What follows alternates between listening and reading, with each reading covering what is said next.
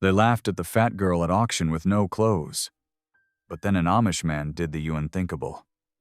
On a dusty frontier street, the crowd jeered as a young woman stood trembling, stripped of dignity and hope. The auctioneer's hammer came down, mockery filled the air. But when all seemed lost, a quiet figure in plain black coat stepped forward. He didn't laugh. He didn't sneer. He covered her shame and claimed her with an act so bold it silenced the town. Yet mercy in public sparks fury in secret. A saloon keeper swears revenge. The community whispers, was this kindness a scandal or a miracle? And when fire blazes in the night, threatening everything, can a man's faith and a woman's hidden courage turn cruel laughter into respect? Or will the past's shame destroy them both before love can take root? Tell me in the comments where you're watching from right now. And if this story speaks to you, make sure you hit subscribe so you don't miss the next one. The crowd fell silent as Josiah King's coat settled around Lydia's shoulders. The rough wool scratched her bare skin, but she clutched it close, grateful for its warmth and coverage. The familiar scent of hay and honest work clung to the fabric, so different from the whiskey-soaked air of the saloon. I said I'll pay the debt, Josiah repeated, his deep voice carrying across the stunned gathering. His weathered face remained calm, but his jaw was set firm as granite. The saloon owner, Red Jenkins, recovered first. He spat a stream of tobacco juice into the dirt. Ain't your business, plain man. This here's town justice. There is no justice in shame, Josiah said quietly. He reached into his vest and pulled out a leather pouch.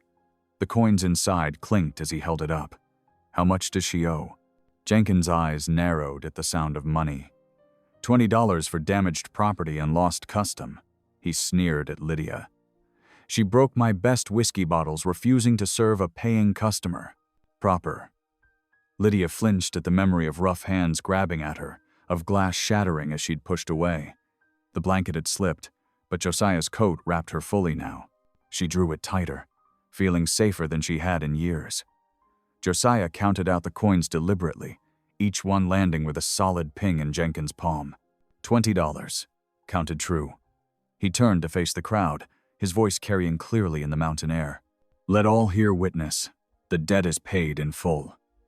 Some of the townsfolk shifted uncomfortably, no longer laughing. Others glared, disappointed at losing their sport.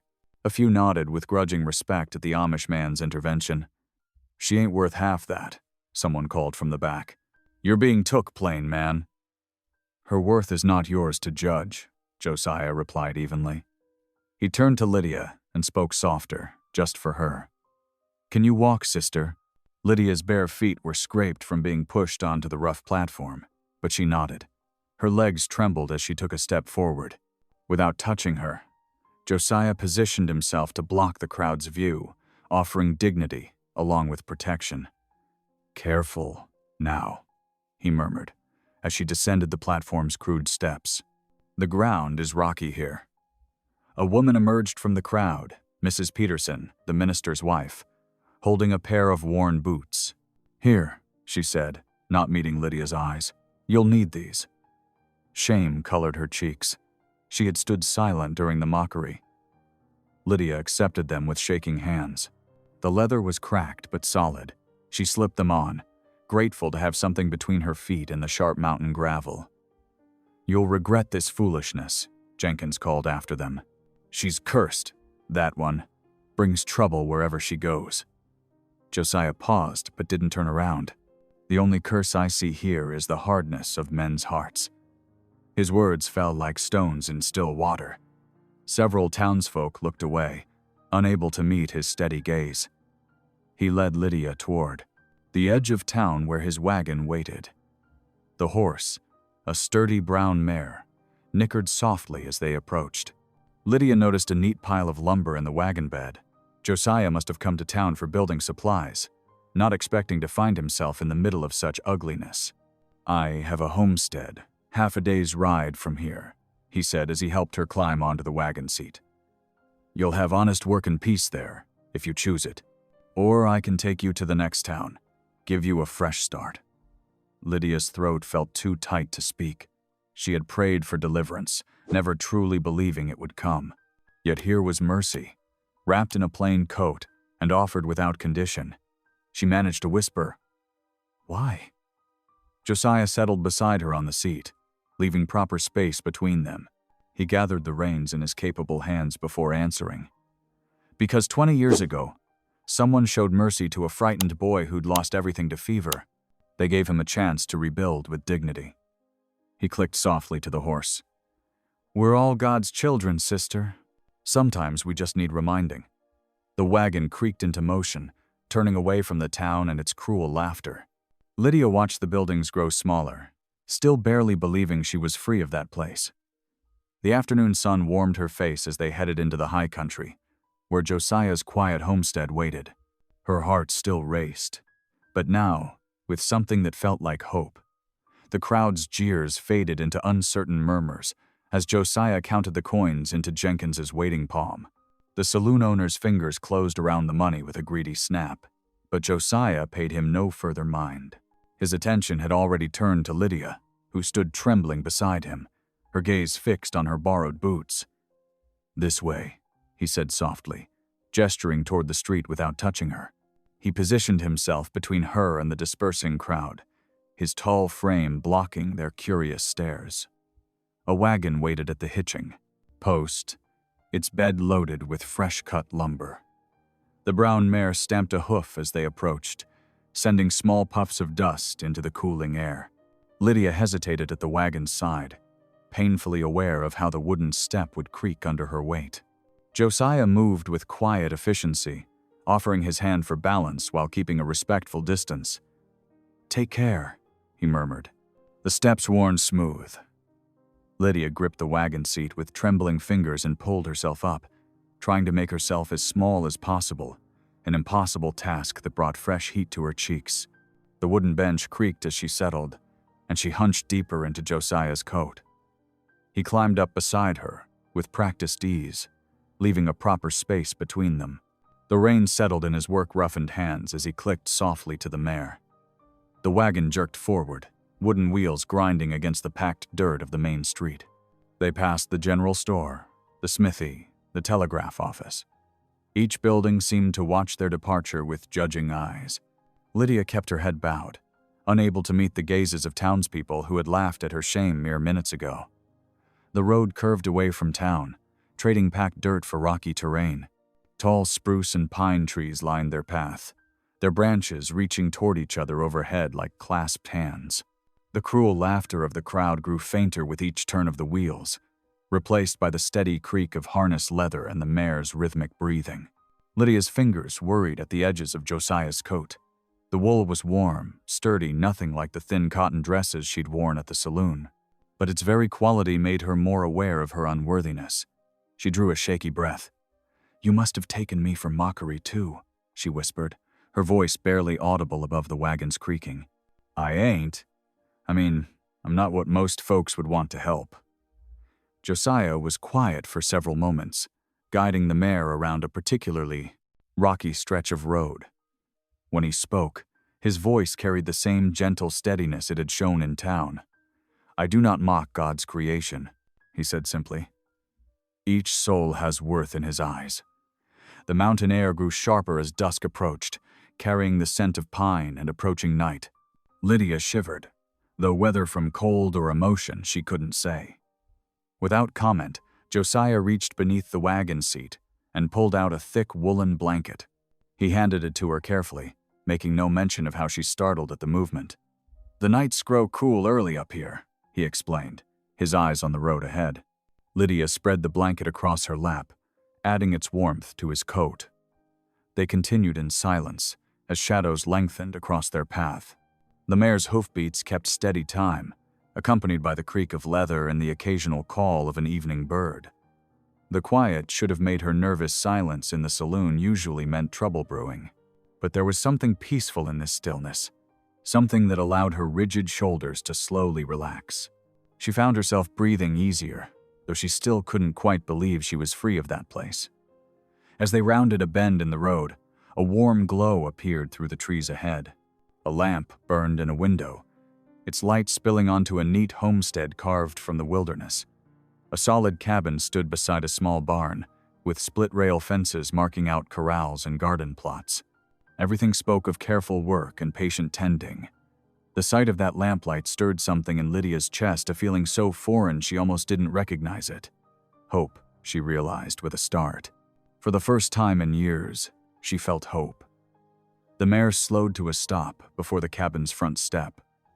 In the deepening twilight, shadows stretched long across the packed earth of the yard. The lamplight from the cabin's window cast a warm rectangle onto the frost-rimed ground, a beacon of warmth against the mountain chill. Josiah set the brake and climbed down first. He moved to Lydia's side of the wagon, noting how she drew back slightly when he approached. "The ground's frozen," he said quietly. "Would you allow me to help you? Your feet shouldn't touch the cold." Lydia hesitated, clutching his coat closer around her shoulders. After a moment, she gave a tiny nod. Josiah stepped closer, telegraphing his movements clearly. With careful respect, he lifted her from the wagon bench, as if she weighed no more than a feather sack. Her eyes widened in surprise. She had expected him to struggle with her size, yet he showed no strain at all. He carried her the few steps to the cabin door, set her gently on the wooden threshold, then stepped back to give her space. "Please, go in. The stove's been burning all day." Lydia stepped inside, immediately enveloped by blessed warmth from the pot-bellied wood stove. The cabin's single room was simple but tidy. Hand-planed shelves lined one wall, holding neat rows of preserves in glass jars. Their labels, written in careful script, listed contents and dates: peaches, beans, tomatoes. A sturdy table of hand-hewn pine stood in the center, its surface smooth from years of use. Two straight-back chairs waited beside it. She hovered uncertainly near the door, still wrapped in his coat. Was she guest or burden? The question weighed heavy, making her fingers twist in the wool fabric. Josiah moved quietly around her, lighting a second lamp. "Please, sit," he said, pulling out one of the chairs. "You must be hungry." As if answering for her, her stomach growled loudly. Heat flooded her cheeks. She hadn't eaten since yesterday morning, when Jenkins had thrown her in the storage room for refusing his special customer. Josiah didn't comment on the sound. He simply moved to the shelves, gathering items with efficient motions. A loaf of bread wrapped in cloth, potatoes kept in a wooden box, a jar of beans. Soon the table held a simple but filling meal. "Would you join me?" he asked, standing behind the other chair. Lydia perched carefully on the offered seat, trying not to think about whether it would hold her weight. The food before her made her mouth water, but she forced herself to fold her hands in her lap. Josiah bowed his head.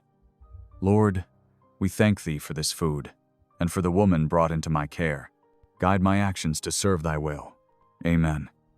Lydia's eyes widened at his words. Woman.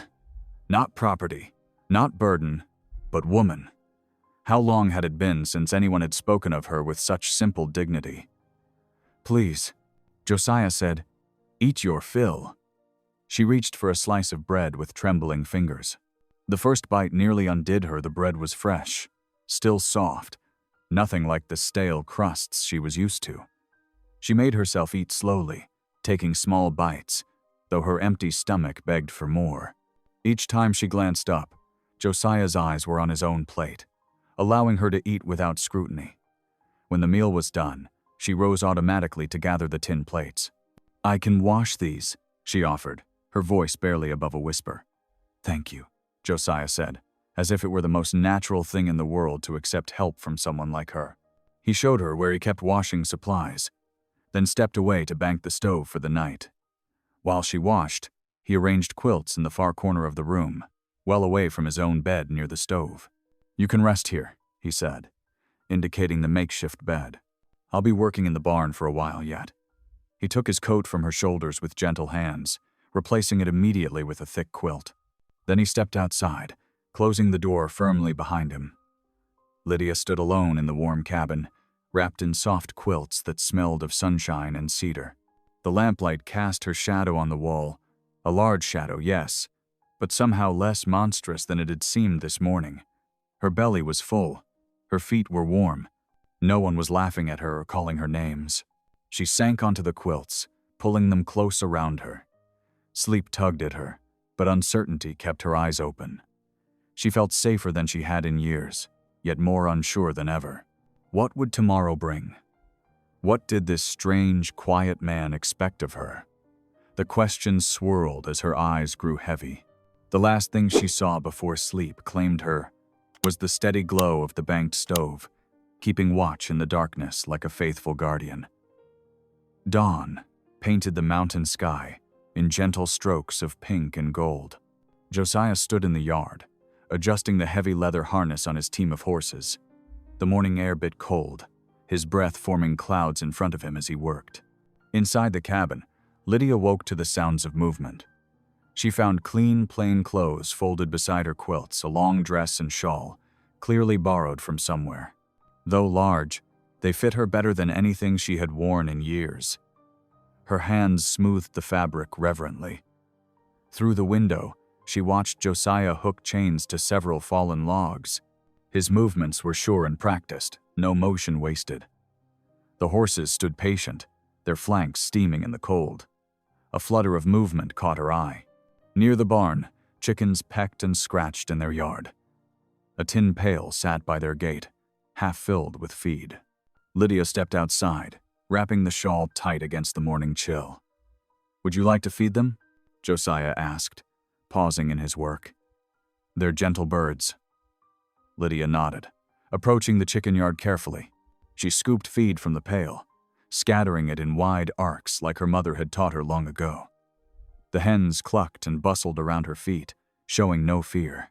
Their simple acceptance brought unexpected tears to her eyes.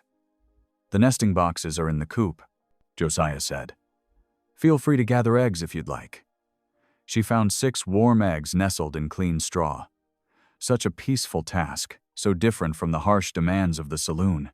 The normalcy of it made her throat tight. Miles away in town, the saloon's front door banged open. Jenkins, the owner, stormed behind his bar, face dark with rage. His hand slammed down on the wooden surface, making glasses jump. "That plain coat bastard made a fool of me," he snarled to the morning regulars. "Nobody makes sport of my business decisions." The men exchanged glances over their drinks. One cleared his throat. "Heard tell that Amish fellow took her home with him, the fat auction girl. Probably wanted cheap labor," another snickered. "Or maybe something else, eh?" Jenkins' eyes narrowed. "That so? Well, ain't that interesting?" His fingers drummed on the bar. "Real interesting." The whispers spread through town like wind through dry grass. By midday, they had reached the outlying farms. By evening, they found their way to Bishop Heinrich Lapp's door. The bishop sat in his study, weathered hands folded on his desk. Before him stood Brother Miller, shifting uncomfortably as he delivered the news. "Josiah King bought her right off the auction block," Miller reported. "Draped his own coat on her shoulders, plain as day. Now she's living at his place." The bishop's white beard bristled. "This is verified?" "Yes, Bishop. Several English townsfolk saw it." "Has he forgotten our ways?" The bishop's voice was heavy with disapproval. "We do not meddle in English shame. The Ordnung is clear, we remain separate from their world." "What should be done?" "I will pray on this matter," the bishop said firmly. "For now, let the community know that discussion of this situation should remain limited." But the discussions were already flowing, spreading from one Amish household to another. Some defended Josiah's compassion. Others worried about the example it set.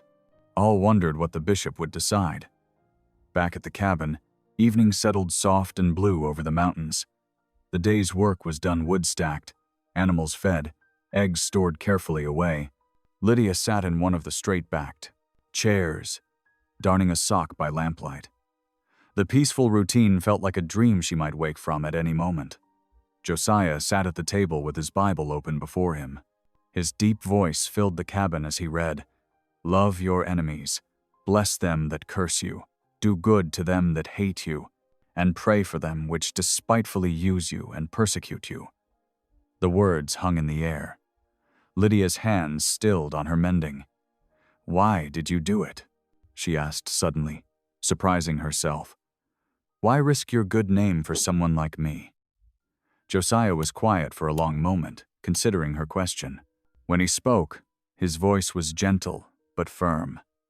Because God risked his love for me, he said simply. How could I do less for another of his children?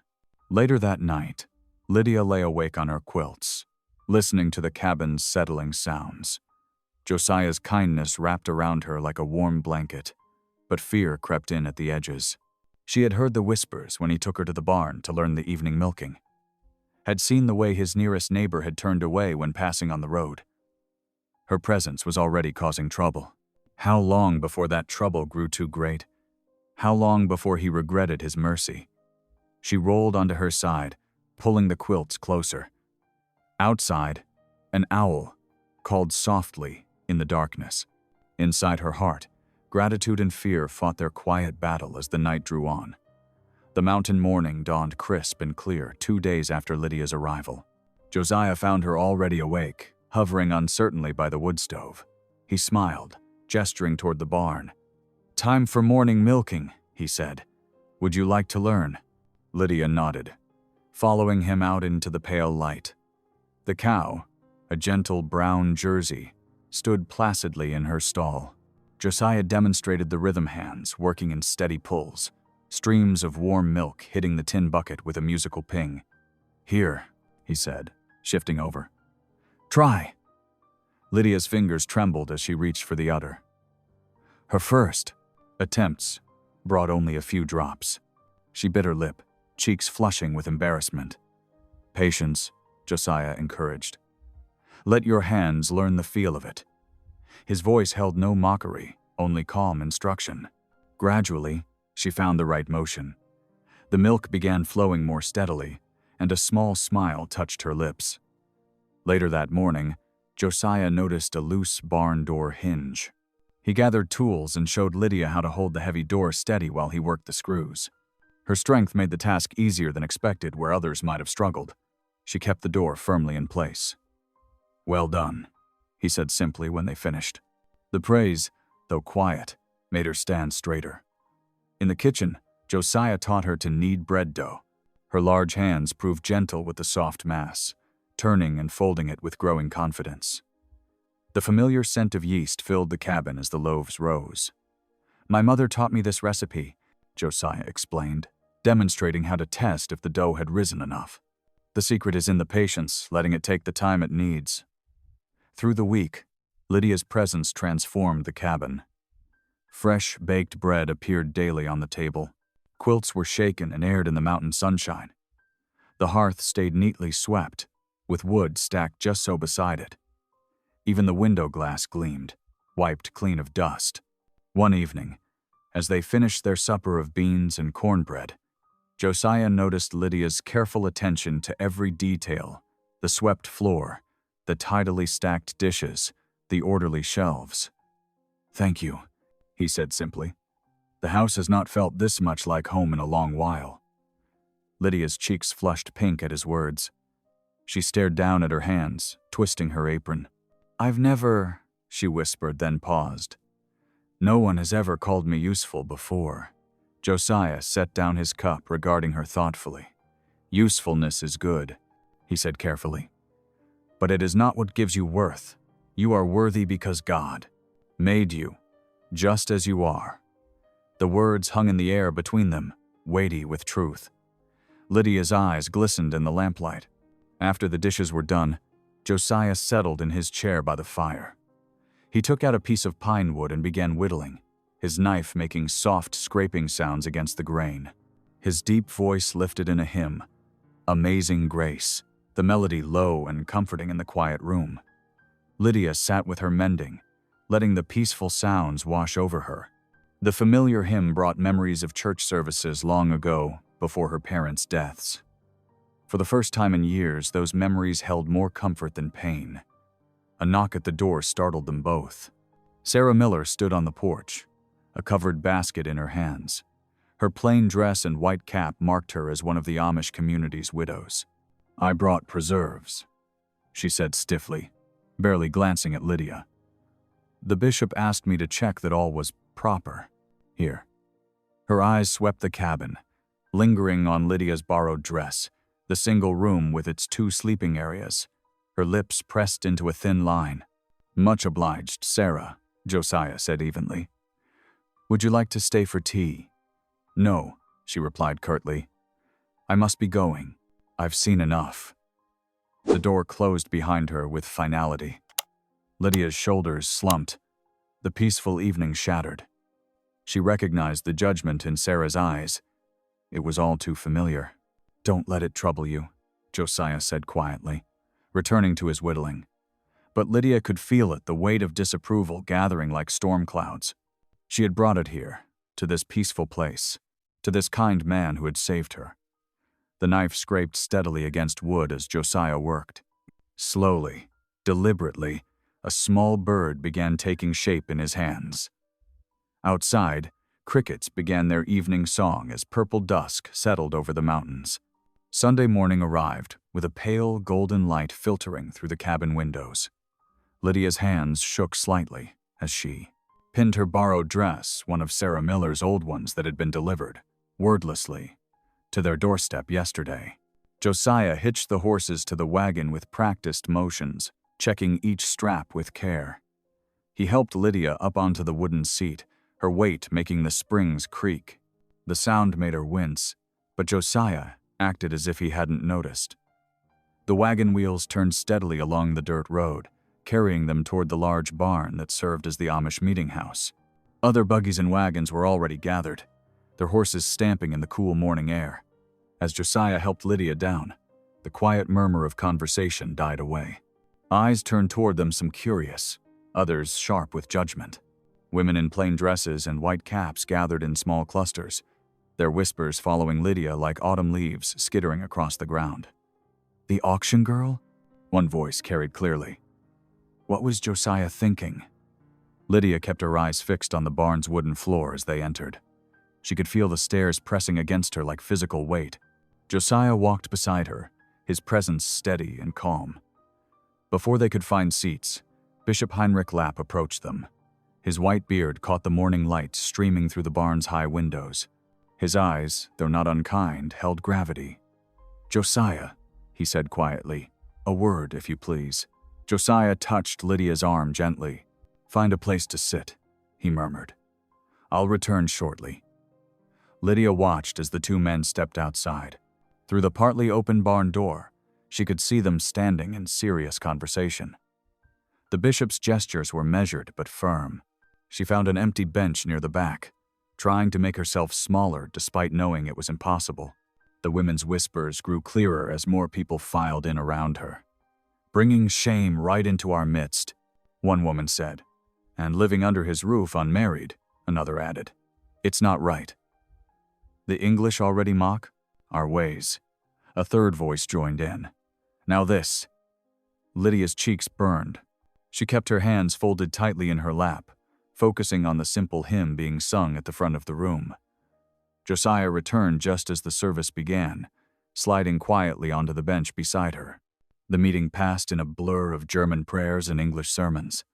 Lydia barely heard the words, too aware of the sideways glances and subtle shifting of bodies away from where she sat her day. That afternoon, as shadows lengthened across the cabin's floor, heavy boots sounded on the porch. Bishop Lapp had come to call. Josiah invited him in, offering him the best chair by the stove. "I must speak plainly," the bishop said, his voice gentle but firm. "The community is troubled, Josiah. Taking in this woman. From such a public shame, it reflects poorly on us all." Lydia stood frozen in the doorway to the kitchen, hardly daring to breathe. She could see Josiah's broad shoulders, straight and steady as he faced the bishop. "The Ordnung guides us in all things," Bishop Lapp continued. "It keeps us pure from the world's corruption. This situation, it brings the world's ways too close." "With respect, Bishop," Josiah replied quietly, "I believe mercy stands above men's laughter. The Ordnung teaches us to care for those in need." "There are proper channels for charity," the bishop countered, "ways that don't risk scandal." "She is not charity," Josiah said. She is a child of God, same as any of us." The bishop sighed heavily, his eyes troubled. "I know your heart is good, Josiah, but the community must be considered. There is already talk of consequences." Lydia's heart squeezed painfully in her chest. She knew what he meant: shunning, the ultimate punishment for defying the ordnung. To be cut off from family, friends, community, all because Josiah had shown her kindness. "I will pray on this matter," the bishop said, rising to leave. "I ask that you do the same."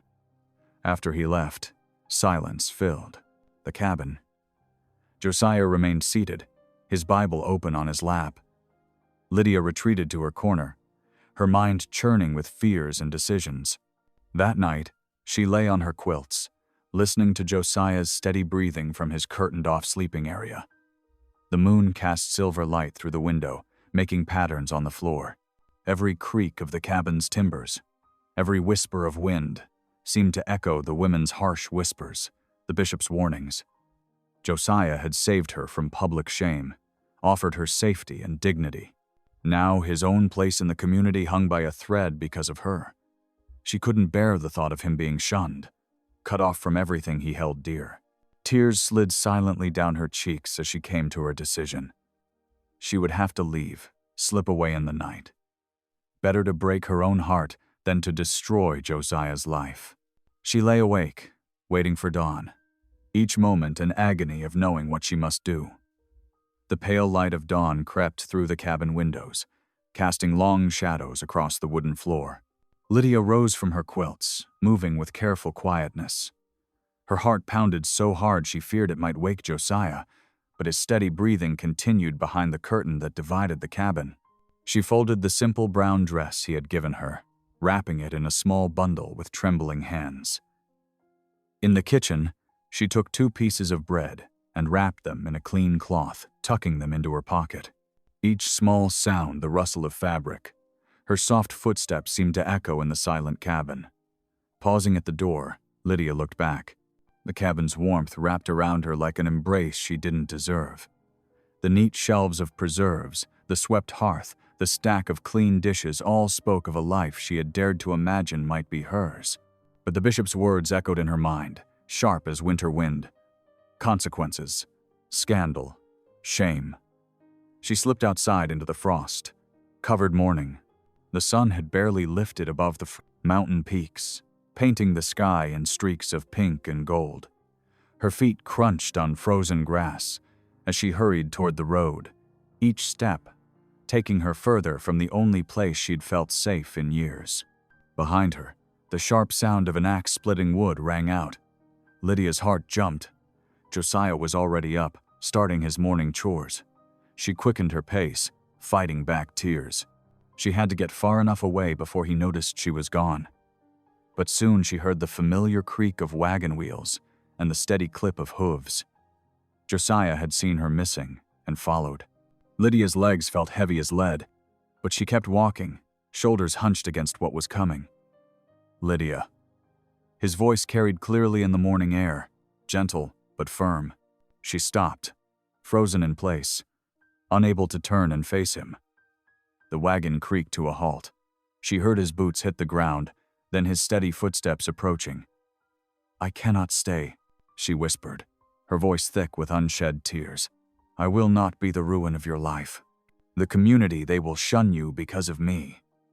Josiah moved to stand before her, his tall frame blocking the rising Sunday frost crunched under his boots as he shifted.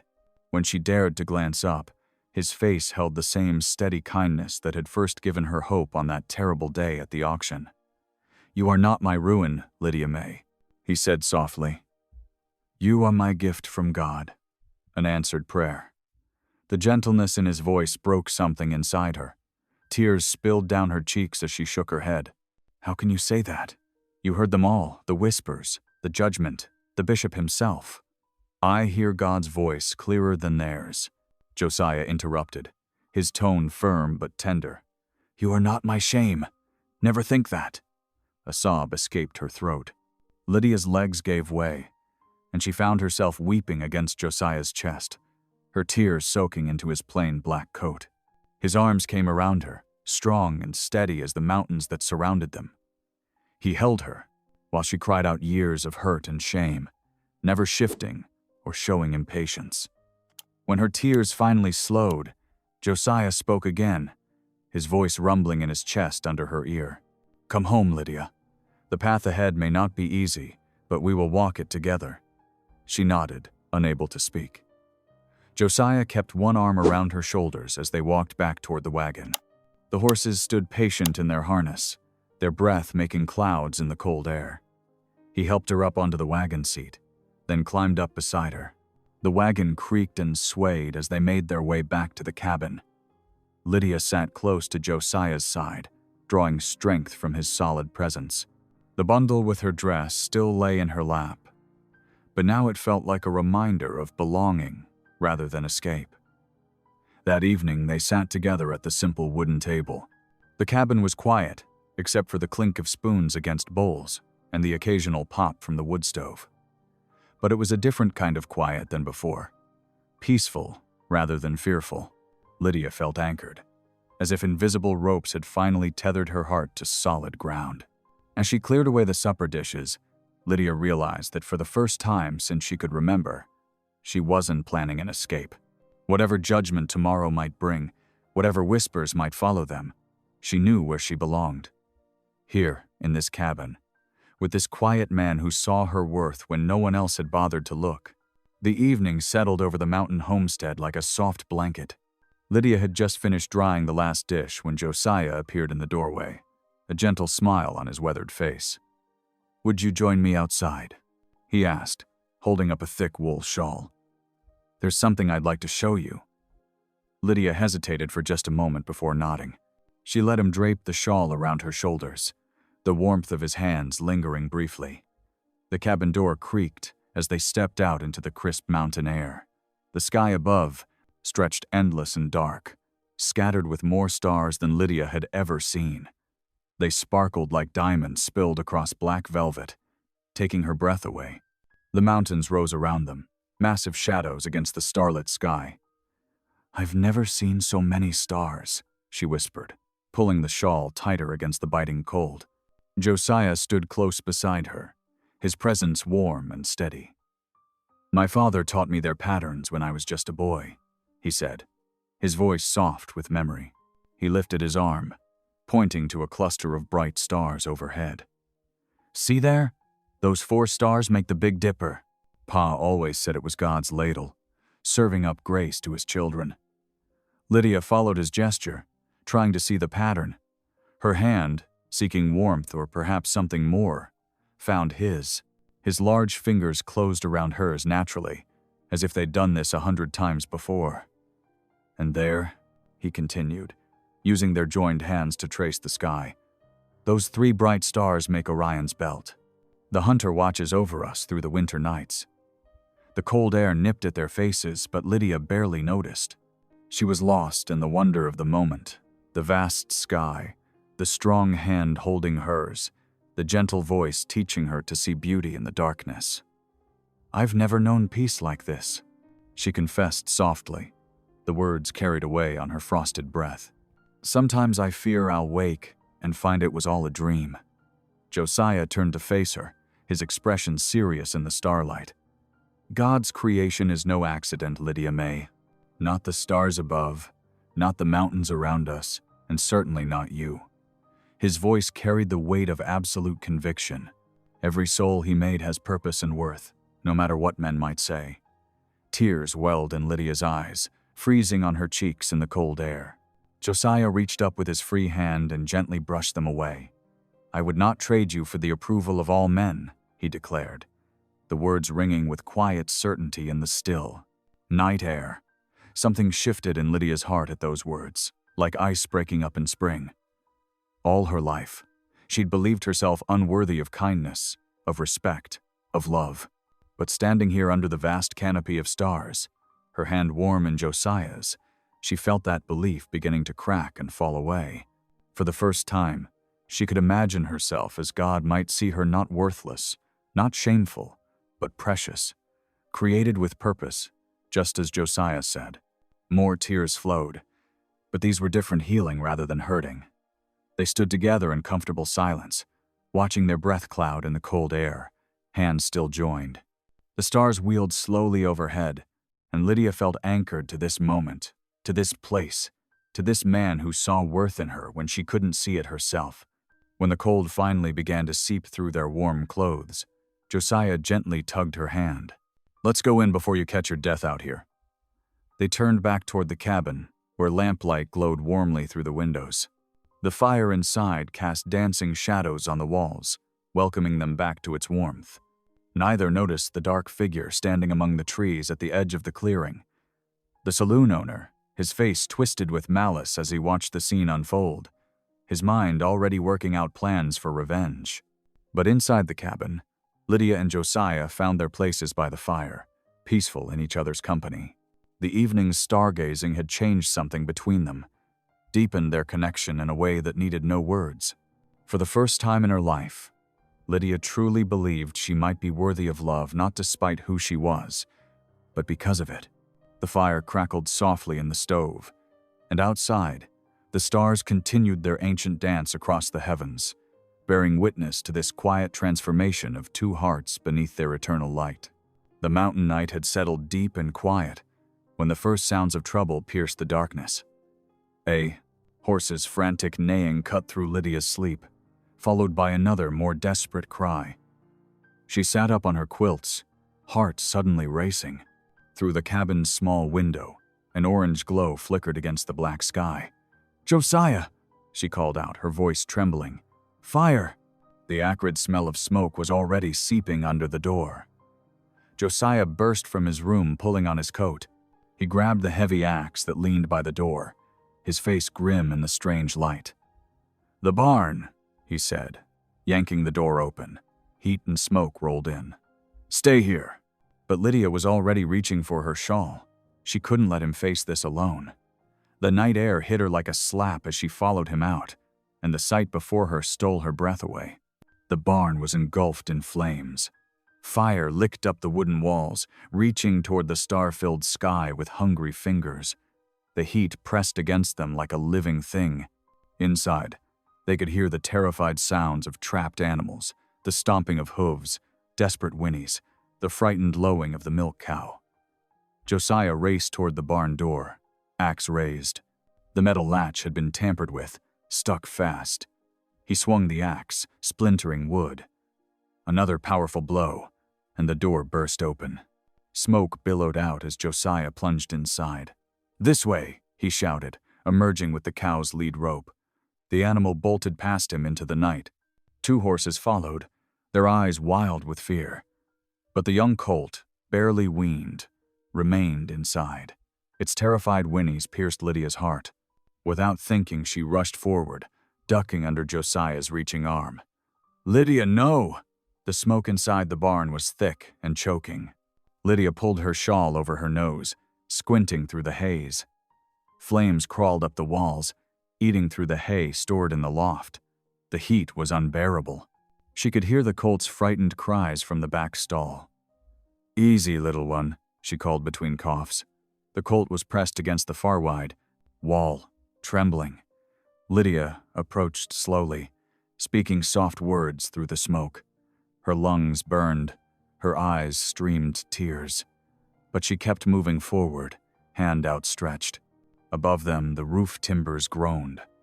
Burning hay rained down in fiery clumps. The colt finally let her grab its halter, but now it pulled back, refusing to move. "Please," Lydia begged, choking on smoke. "Please come." Suddenly, Josiah was there, his strong arms reaching past her. Together, they urged the panicked colt forward. The animal finally bolted, dragging them toward the door. They burst out into the clean night air just as a thunderous crack split the sky.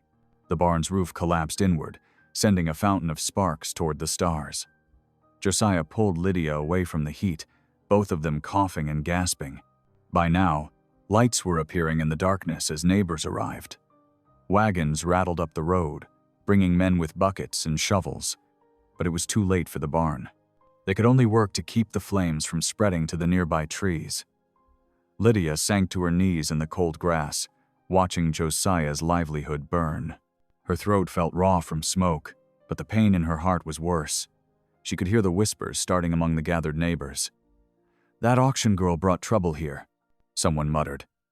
"Told you no good would come of it. Poor Josiah, all his work gone to ash. That girl's cursed, mark my words." Each whispered word felt like a blade in Lydia's heart. She stared at the burning barn, remembering how peaceful everything had been just hours ago under the stars. Now those same stars were hidden behind smoke, and all she could see was destruction. She had brought this upon him, just as surely as if she had set the fire herself. "I am cursed," she whispered, crumpling forward. "Everything I touch turns to ash." But then Josiah was there, kneeling beside her in the grass, his strong arms wrapped around her shoulders, pulling her close despite their smoke-stained clothes. His face showed deep grief at the loss the barn had been his father's work, and held years of careful storage and tools. But his embrace was firm and certain. "You saved that colt," he said softly, his voice rough from smoke. "You ran into fire to save a frightened creature. That's not curse, Lydia. That's courage." But Lydia could only weep as the barn burned down to glowing embers, and the neighbors' whispers carried on the night wind. All the peace she had found here felt as fragile as the ash floating up toward the hidden stars, and just as likely to blow away with the next bitter wind. Dawn broke cold and gray over the mountain homestead. Smoke still rose from the blackened ruins of the barn, curling up into the pale morning sky. The smell of burnt wood hung heavy in the air, a bitter reminder of the night's destruction. At Miller's general store in town, tongues wagged freely. Mrs. Miller leaned across the counter, her voice hushed as she spoke to Sarah Thompson while measuring out flour. "Did you hear about the fire at the King place? That auction girl brought trouble, just like I said she would." The bell above the door chimed as more customers entered, each bringing fresh speculation. Near the pickle barrel, the saloon owner lounged against the wall, a satisfied smirk playing at the corners of his mouth. Though no one dared name him responsible, his pleased expression spoke volumes.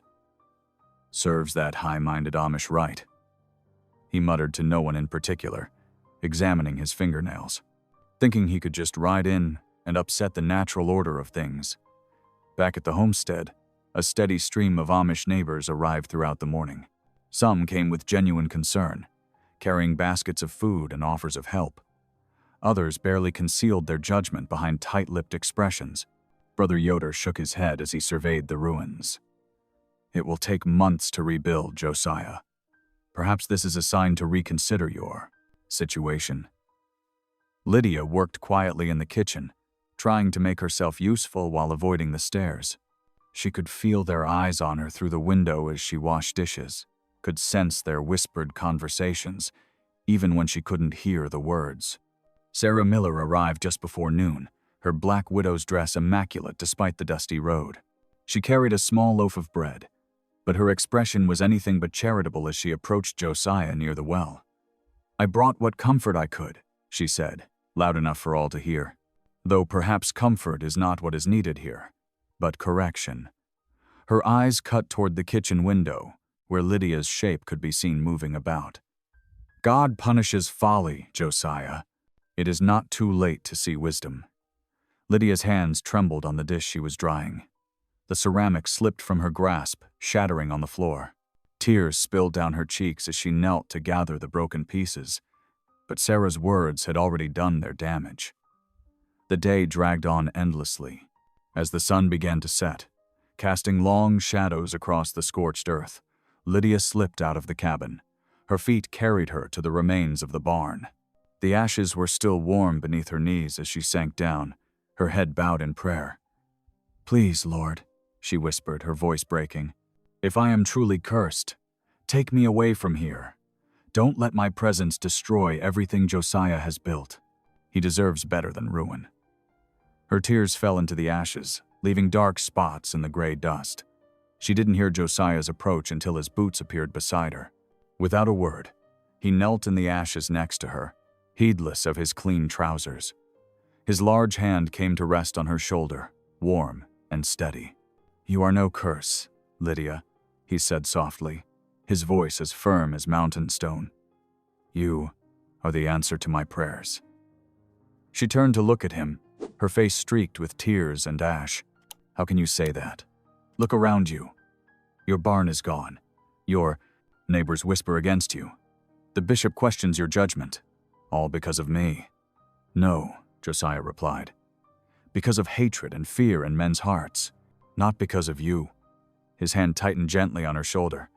"Before you came, I was alone with my work and my prayers. Now, there is light in my home again, and purpose beyond mere survival." But Lydia shook her head, unable to accept his words. The night air grew colder around them, and eventually they had to return to the cabin. The silence between them felt heavy as mountain stone as they crossed the yard. Inside, the lamp cast warm light across the clean-swept floor, and the dishes Lydia had carefully mended. But even these small comforts felt temporary now, as fragile as morning frost. Josiah built up the fire while Lydia moved quietly through her evening tasks. Each went about their work lost in thought, the weight of the day's judgments and whispers pressing down like a physical thing. Though they shared the same space, a distance had grown between them, fed by Lydia's certainty of her own cursed nature and Josiah's inability to convince her otherwise. 2 days after the fire, morning sunlight filtered through the pines as Josiah hitched his team to the wagon. His movements were deliberate, each buckle and strap checked with care. Lydia stood uncertainly on the cabin's porch, wringing her hands in the folds of her plain dress. "Are you certain about this?" she asked softly as Josiah approached. He nodded, extending his hand to help her up onto the wagon seat. "Truth must stand in the light," he said simply. The road into town wound through the mountains, following the creek's path. Hoofbeats and creaking wheels marked their progress. Lydia sat straight-backed beside Josiah, though her hands trembled slightly in her lap. The morning air carried the sharp scent of pine and wood smoke. As they approached the town, people stopped to stare. Women paused in their sweeping. Men lowered their coffee cups at the cafe window. By the time Josiah drew the wagon to a halt before the saloon, a crowd had begun to gather. The saloon owner lounged against his doorpost, a smirk playing across his face. "Well, if it ain't the righteous man and his auction prize," he called out, drawing scattered laughter from his regulars. Josiah stepped down from the wagon, his movements unhurried. He turned and helped Lydia descend, keeping her hand in his as they faced the growing crowd. The morning sun cast long shadows across the dusty street. "You set fire to my barn," Josiah stated, his voice clear and carrying. The words rang out like a bell in the sudden quiet. The saloon owner's smirk widened as he straightened up. "That's quite an accusation, friend. Got any proof?"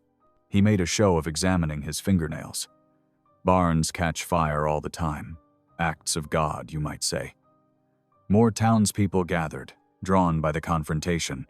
Among them stood Bishop Heinrich Lapp, his white beard catching the sunlight as he watched intently from beneath the brim of his broad hat. The saloon owner stepped forward, spreading his arms wide. "Maybe it's just judgment coming due. Keeping company with damaged goods tends to bring bad luck." His eyes slid to Lydia with cruel amusement. Josiah stood perfectly still, but his voice carried even stronger. "I forgive you, though you would see me ruined." The words fell like stones into still water. Several people stepped back, shocked by this unexpected response. The saloon owner's smile faltered for just a moment, but Josiah wasn't finished. He turned to face the gathered crowd, his hand still holding Lydia's. "This woman is not shame," he declared. "Before heaven, she is my wife." Gasps rippled through the onlookers. Lydia's fingers tightened on his, her eyes wide with wonder and fear. The saloon owner's laugh died in his throat. Some in the crowd scoffed and muttered. Others looked away, unable to meet Josiah's steady gaze. A few women dabbed at their eyes with handkerchiefs, heads bowed in shame at their previous cruel words. Bishop Lapp stepped forward through the crowd, his expression thoughtful as he studied Josiah. The morning seemed to hold its breath as the two men looked at each other. The bishop's eyes moved from Josiah's resolute face to Lydia's trembling form, then to their clasped hands. "You choose this path, knowing the cost?" the bishop asked quietly. "I do," Josiah replied, without hesitation. "And you, daughter?" The bishop turned his gaze fully on Lydia. "Do you choose this man, knowing the burden of our ways?" Lydia straightened her shoulders, though tears shone in her eyes. "I do," she whispered, then louder. "I do." The street remained silent as the bishop nodded slowly. The weight of judgment in his expression had shifted to something deeper, more considering. The saloon owner opened his mouth as if to speak, but the bishop's raised hand stopped him. "What God has joined," the bishop said clearly, "let no man tear asunder." These words hung in the morning air like a benediction. Some of the townspeople began to drift away, their expressions troubled. Others lingered, watching as Josiah helped Lydia back into the wagon. The bishop's acknowledgement had changed something fundamental in the way they viewed the couple. As Josiah took up the reins, Lydia sat tall beside him, no longer hunched against the world's cruelty. Her hand found his again as the wagon turned toward home, leaving the stunned whispers of the town behind them. The afternoon sun cast long shadows across the charred remains of the barn as Josiah and Lydia worked side by side. Their hands were black with soot as they sorted through the wreckage, salvaging what they could. The air still carried traces of smoke, mingling with the crisp mountain breeze. Lydia paused to wipe sweat from her brow, leaving a dark smudge. "At least the foundation stones survived," she said softly, touching the solid granite blocks that had withstood the flames. Josiah nodded, hefting a scorched beam aside. "God provides foundations that endure." The crunch of wagon wheels on the dirt road made them both look up. To their amazement, 3 wagons approached, loaded with fresh-cut lumber. Abraham Yoder led the first team, his normally stern face softened with purpose. Behind him came Samuel Miller and John Stoltzfus, their wagons creaking under stacks of boards and tools. More hoofbeats sounded as other neighbors arrived on horseback, English and Amish alike. Sarah, the widow who had been so critical before, climbed down from her buggy carrying a large basket covered with a cloth. Josiah straightened, dust falling from his clothes as the wagon circled near the ruins. Nobody spoke for a long moment. Then Abraham cleared his throat. "We've been wrong," he said simply. "The Lord has shown us better through your example." Lydia's eyes filled with tears as the men began unloading lumber and tools. Women spread blankets in the shade, setting out water jugs and food. Children darted about, carrying smaller tools and clearing stones from the work area. The sound of hammers and saws soon filled the air. Josiah directed the work with quiet authority, while Lydia threw herself into the labor alongside everyone else. Her skirts grew dusty, and blisters formed on her hands, but she didn't stop. Each beam raised felt like another stone lifted from her heart. Sarah approached her as she hauled water to the thirsty workers. "Here," the widow said, holding out a pair of work gloves. "These were my Jacobs. Better to protect those hands if you're to be a proper wife." Her smile was small but genuine. By late afternoon, the new barn's frame had begun to take shape against the mountain sky. Lydia paused in her work, amazed at how many hands had joined to rebuild what hatred had destroyed. Even the town's carpenter had arrived, bringing his expertise and extra tools. As the sun began to sink, Bishop Heinrich Lapp's buggy appeared on the road. The workers paused, watching as he made his way to where Josiah stood examining the frame's joints. "Might we speak privately?"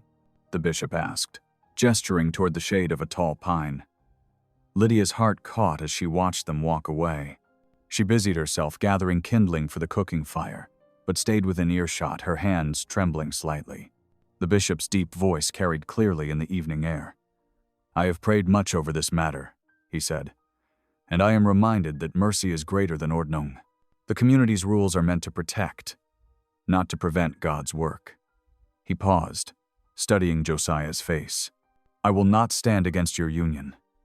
Tears streaked clean lines down Lydia's dust-covered cheeks. She clutched the kindling to her chest, overwhelmed by the bishop's words. More neighbors arrived as dusk approached, bringing food to share. Lydia stirred a huge pot of stew over the cook fire, adding vegetables from Sarah's garden. The familiar task settled her racing heart. When someone made a gentle joke about her heavy hand with the pepper, her laugh rang out spontaneously, bright and free for the first time in memory. The sound of her laughter seemed to break something open in the gathering. Soon, stories and jokes flowed freely as people sat in groups, sharing bowls of stew and thick slices of bread. Children played tag between the adults, their shouts echoing off the mountains.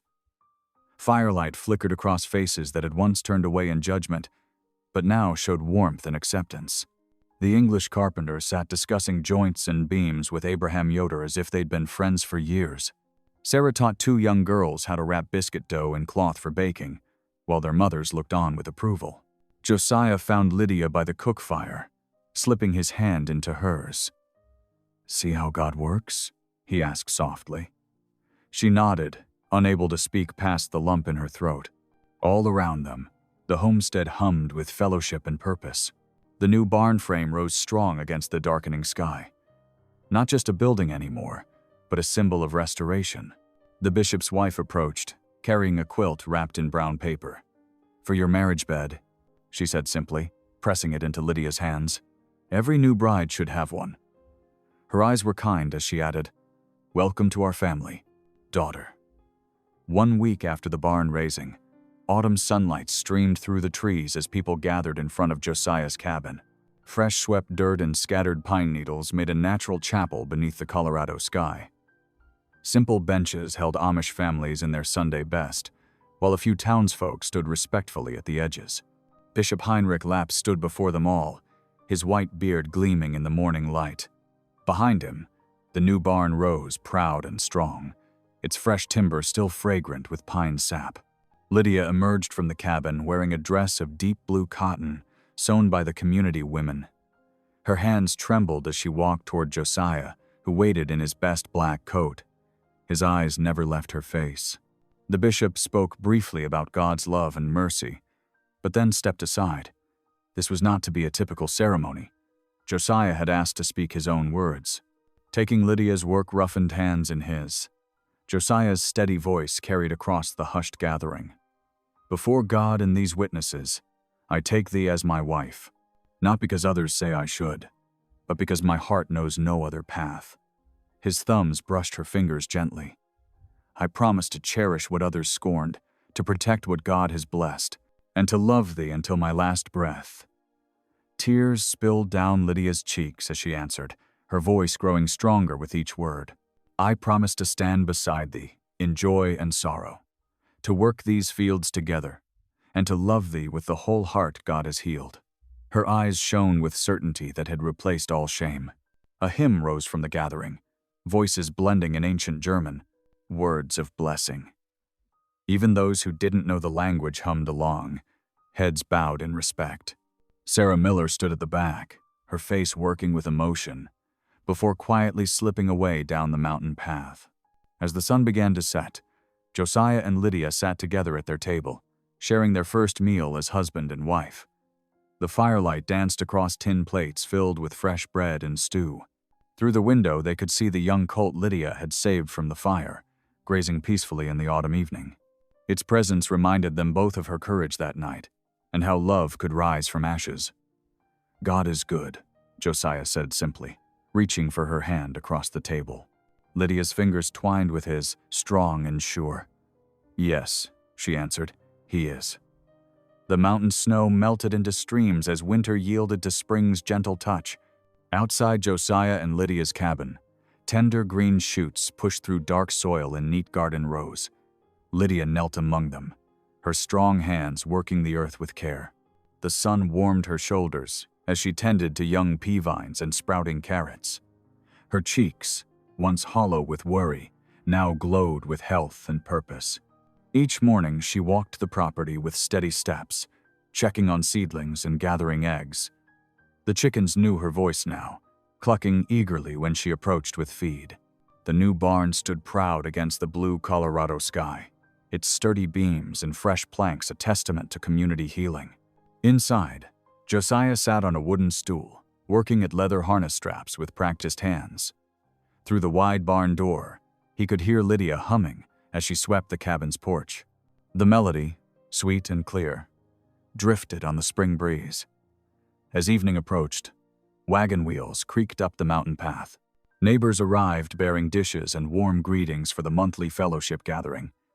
The cabin filled with the scent of fresh bread and coffee as lanterns were lit against the growing dusk.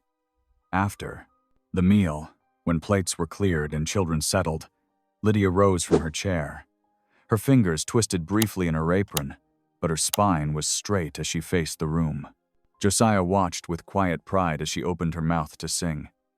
The hymn began softly, like a mourning dove's call, then grew stronger. Her voice lifted clear and true, filling every corner of the cabin with praise. Those gathered sat motionless, caught by the beauty of her offering. Some closed their eyes. Others bowed their heads in reverence. This was the same woman they had once seen trembling on an auction block, wrapped in nothing but shame and a torn blanket. Now she stood before them transformed, her dignity restored, her faith unshakable. The final notes of her song faded into holy silence. Josiah reached for her hand as she sat beside him, his eyes bright with love and pride. She squeezed his fingers, no longer afraid to be seen or heard. Where cruel laughter had once echoed, now respect filled the quiet air between neighbors. As the evening drew to a close and folks began their journeys home, Lydia stood in the doorway watching them go. Her heart felt full, healed of old wounds. She was no longer the cursed auction girl but Josiah's cherished wife, known by her own true worth at last. Golden lamplight spilled from the cabin windows into the mountain darkness, a beacon shining across the valley below. Inside, Lydia banked the fire while Josiah read from his Bible, their peaceful routine a testimony to God's redeeming love. The night settled soft around their home, wrapped in the quiet promise of grace fulfilled. Thank you for being here. If something in this story stayed with you, I'd love to see you again. Subscribe, and tomorrow, I'll bring you another story crafted with heart.